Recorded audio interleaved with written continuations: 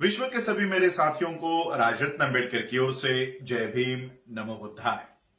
आज मैं आप लोगों के सामने एक महत्वपूर्ण खबर लेकर आया हूं। दरअसल ये खबर बताने का काम मीडिया का था, लेकिन मीडिया अपना काम नहीं कर रहा। वो मोदी जी के गोद में बैठा हुआ है और इसलिए इस गोदी मीडिया से ये होने वाला नहीं है। इसलिए ये खबर मैं आप लोगों के सामने मुझे लेकर आनी पड़ रही है। ये खबर है 2 दिन पहले टाइम्स मैगजीन, आप सभी लोग जानते हैं कि वर्ल्ड की सबसे बड़ी मैगजीन टाइम्स मैगजीन है। इस मैगजीन में विश्व के 100 सबसे शक्तिशाली, इन्फ्लुएंशियल, प्रभावशाली व्यक्तियों के सूची में नरेंद्र मोदी जी का नाम उसमें आया है। ये खबर भारत के सभी पेपर्स में, times of India, the Hindu, Indian express, Indian times, सभी न्यूज़पेपर पे, सभी न्यूज चैनल पे ये खबर चलाई गई कि नरेंद्र मोदी जी का नाम टाइम्स मैगजीन के 100 सबसे प्रभावशाली व्यक्तियों की सूची में उनका नाम आया है। विश्व के सबसे प्रभावशाली व्यक्तियों में उनका नाम दर्ज हुआ है। लेकिन इसी गोदी मीडिया ने नरेंद्र मोदी जी के बारे में टाइम्स मैगजीन में क्या लिखा है और किन वजह से नरेंद्र मोदी जी का नाम इस टाइम मैगजीन में आया है, ये उन्होंने नहीं बताया। सभी मीडिया की रिपोर्ट्स आप स्क्रीन पे देख सकते हैं कि किस तरह से मीडिया भारत में बता रहा है, मोदी का गुणगान कर रहा है कि मोदी जी का नाम टाइम्स मैगजीन में आया है और वो भी दुनिया के 100 प्रभावशाली व्यक्तियों की सूची में।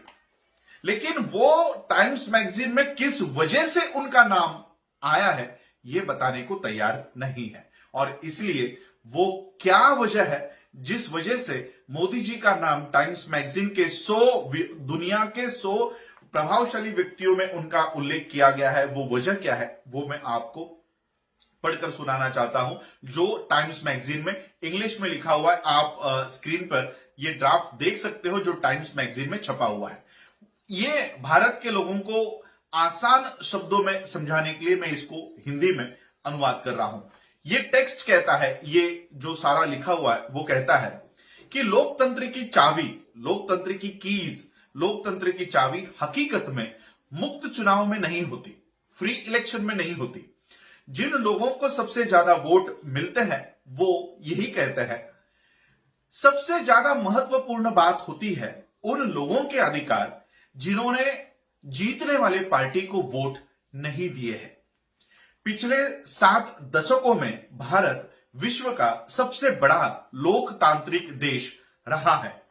इनकी आबादी, भारत की आबादी 130 करोड़ से भी ज्यादा लोग यहां पर रहते हैं, जिसमें क्रिश्चियन, मुस्लिम, सिख, बौद्ध और अन्य धार्मिक पंथ के लोग शामिल हैं। दलाई लामा, जिन्होंने अपने जीवन के कई साल यहां पर आश्रय लिया है, वो भारत की प्रशंसा करते हुए कहते हैं कि सभी लोग भारत में रहते हैं। ये समता, सामंजस्य, मजबूती और स्थिरता का एक उत्तम उदाहरण है। नरेंद्र मोदी ने इन सब को संदेह में डाल दिया है। हालांकि भारत के करीब करीब सभी प्रधानमंत्री 80% आबादी वाले हिंदुओं में से है, लेकिन मोदी, इनका शासन ऐसा है जैसे अन्य समुदायों के प्रति उनका कोई लेना देना है ही नहीं। पहले वो सशक्तिकरण के लुभाने वाले वादों के ऊपर चुनाव जीते। उनकी हिंदू राष्ट्रवाद वाली पार्टी भारतीय जनता पार्टी ने न केवल सामाजिक उत्कृष्टता को नकारा, बल्कि बहुजन एकता को भी उन्होंने ठुकराया है। विशेषता भारत के मुसलमानों को निशाना बनाया जा रहा है। महामारी की इन घड़ियों में दम घोटने वाले मतभेद खुली ओर से दर्शाए जा रहे हैं। विश्व का सबसे जीवित लोकतंत्र गहरी खाई में गिर रहा है। नरेंद्र मोदी जी के लिए टाइम्स मैगजीन ने इस तरह का उल्लेख वहां पर किया है। कोई भी भारत का मीडिया, चाहे वो टाइम्स ऑफ इंडिया हो, इंडियन एक्सप्रेस हो, द हिंदू हो, इकोनॉमिक टाइम्स हो, टीवी मीडिया आज तक हो, जी न्यूज हो, रिपब्लिक टीवी हो, कोई भी ये टेक्स्ट आप लोगों के सामने नहीं लेकर आएगा। और इसलिए मैंने सोचा कि ये बातें लोगों को, भारत के लोगों को और भारत के बाहर बैठे हुए सभी लोगों को बतानी जरूरी है, और इसलिए आज मैं ये खबर आपकी ओर लेकर आ रहा हूं। और सिर्फ नरेंद्र मोदी जी का उल्लेख वहां पर नहीं है। इन 100 प्रभावशाली व्यक्तियों में राष्ट्रीय दादी, जिनको हम राष्ट्रीय दादी के नाम से जानते हैं, मुझे उनका नाम पता नहीं था, टाइम्स मैगजीन के वजह से उनका नाम पता चल गया, जिनके साथ मैंने कई बार स्टेज साझा किया हुआ है। ये कलकत्ता का फोटो सीए के विरोध में हम लोग जो विरोध दर्शा रहे थे वहां का है। दादी जी का भी उल्लेख यहां पर है। 80 साल से भी ऊपर दादी, उनका उल्लेख किया गया है कि आपने खून के आखिरी कतरे तक भारत के संविधान को और भारत के लोकतंत्र को बचाने के लिए वो ये लगाएंगी, और इसलिए दादी का उल्लेख भी प्रभावशाली व्यक्तियों में हुआ है। ये सिर्फ दादी का उल्लेख नहीं है, ये हर उस व्यक्ति का उल्लेख इस टाइम्स मैगजीन में यहां पर है जो लोकतंत्र को बचाने की इस मुहिम में जुड़ा हुआ है। सीए हो, एनआरसी हो, एनपीआर हो, लोकतंत्र को, संविधान को बचाने की बात हो, ये हर उस व्यक्ति का गौरव टाइम्स मैगजीन में हुआ है।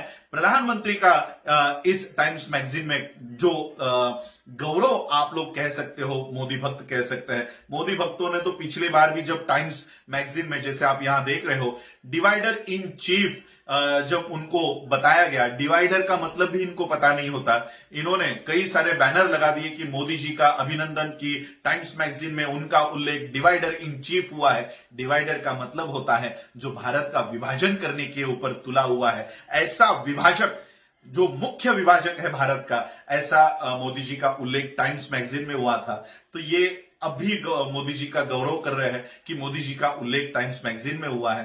दरअसल मोदी जी भारत की बदनामी पूरे विदेशों में कर रहे हैं। ये देश के लिए एक बहुत बड़ा घातक इंसान साबित हो रहे हैं, और वहीं पर हम जो भारत के लोकतंत्र को बचाने की मुहिम कर रहे हैं, भारत का मीडिया हमको कहीं नहीं बताता, कहीं हम लोगों को नहीं बताता, बल्कि इंडिया टीवी मुझे देशद्रोही कहता है, मुझे पाकिस्तान चले जाना चाहिए, ऐसा उन्होंने खबर चलवाई थी जब मैंने ये बात कही थी कि आरएसएस ये आतंकवादी संगठन है। ये जब मैंने बात कही थी तब उन्होंने मेरे खिलाफ इस तरह का मुहिम शुरू कर दिया था। लेकिन आज टाइम्स मैगजीन जैसी मैगजीन हमारे इन आंदोलनों को गौरव कर रहा है, उसके लिए मैं टाइम्स मैगजीन का धन्यवाद देता हूं। और ये बात जो आपको भारत का मीडिया नहीं बताएगा, ये मैं आपके सामने ला रहा हूं। आप लोगों ने मुझे सुना, उसके लिए आप सभी लोगों का आभार, धन्यवाद। जय भीम, जय भारत, जय बुद्ध।